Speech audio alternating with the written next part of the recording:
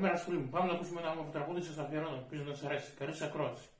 Όποιος δεν κάνει, μην κάνει μήνυμα. Σας ευχαριστώ πολύ. Καλή σας ακρόαση.